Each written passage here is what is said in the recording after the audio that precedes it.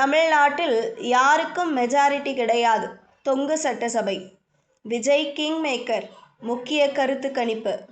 2026ஆம் ஆண்டு நடைபெறும் தமிழ்நாடு சட்டப்பேரவை தேர்தலுக்கான பரபரப்பான எதிர்பார்ப்புகள் இப்போதே தொடங்கிவிட்டன.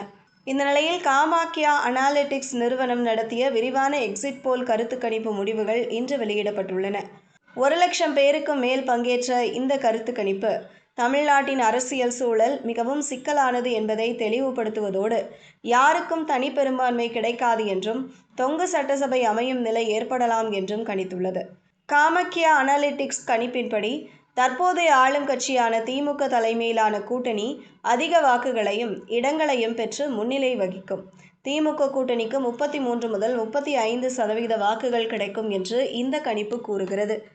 இருப்பினும் இந்த வாக்கு விகிதம் பெரும்பான்மைக்கு தேவையான 118 இடங்களை விட குறைவாகவே அவர்களுக்கு தேடித்தரும். திமுக கூட்டணிக்கு 78 முதல் 95 இடங்கள் வரை மட்டுமே கிடைக்கும் என்று இந்த கணிப்பு கூறுகிறது. அதிமுக கூட்டணிக்கு 29 முதல் 33% வாக்குகள் வரை கிடைக்கும். இவர்களுக்கு 68 முதல் 84 இடங்கள் வரை கிடைக்கும் என்று காமாக்கியா அனாலிட்டிக்ஸ் கணித்துள்ளது. திமுக கூட்டணிக்கும் அதிமுக கூட்டணிக்கும் இடையே கடும் போட்டி இருக்கும் என்பதையே இந்த எண்கள் உணர்த்துகின்றன. இந்த கருத்து கணிப்பில் மிகவும் கவனிக்கப்பட வேண்டிய அம்சம் புதிய அரசியல் சக்திகளின் எழுச்சியாகும். குறிப்பாக நடிகர் விஜய் தொடங்க உள்ள கட்சி வியக்கத்தக்க அளவில் ஆதரவை பெற்றுள்ளது. இந்த கணிப்பின்படி டிவிகேவுக்கு 25 முதல் 31% வாக்குகள் கிடைக்கக்கூடும். இது பல இடங்களில் திமுக மற்றும் அதிமுக கூட்டணிகளின் வாக்குகளை பிரிக்கும் என்று தெரிகிறது. டிவிகேவுக்கு 67 முதல் 81 இடங்கள் வரை கிடைக்க வாய்ப்புள்ளது. திமுக கூட்டணியோ அல்லது அதிமுக கூட்டணியோ பெரும்பான்மை பெற முடியாத நிலையில் டிவிகேவின் ஆதரவை பெறும் கூட்டணியே ஆட்சி அமைக்க முடியும்.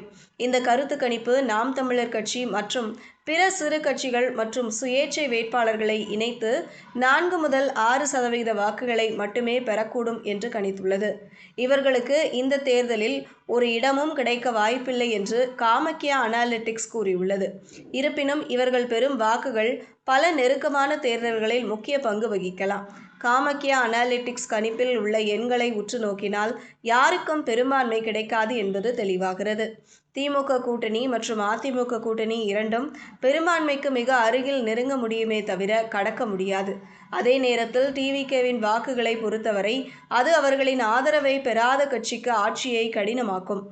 234 இடங்களை கொண்ட தமிழ்நாடு சட்டப்பேரவையில் ஆட்சி அமைக்க 118 இடங்கள் தேவை. காமாக்கியா அனாலிட்டிக்ஸ் கணிப்பில் எந்த ஒரு தனி கூட்டணியும் இதை எட்ட முடியாத தொலைவில் இருக்கிறது. ஒட்டுமொத்தமாக பார்க்கும்போது 2026ஆம் ஆண்டு தமிழ்நாடு சட்டப்பேரவை தேர்தல் மிகவும் நெருக்கடியான ஒன்றாக இருக்கும் என்பதும் எந்த ஒரு தனி கட்சியோ கூட்டணியோ பெரும்பான்மை பெறாது என்பதும் அதன் மூலம் தொங்கு சட்டசபை அமையும் என்பதுதான் காமாக்கியா அனாலிட்டிக்ஸ் நிறுவனத்தின் இந்த விரிவான கருத்து கணிப்பு தரும் முக்கிய செய்தியாகும்.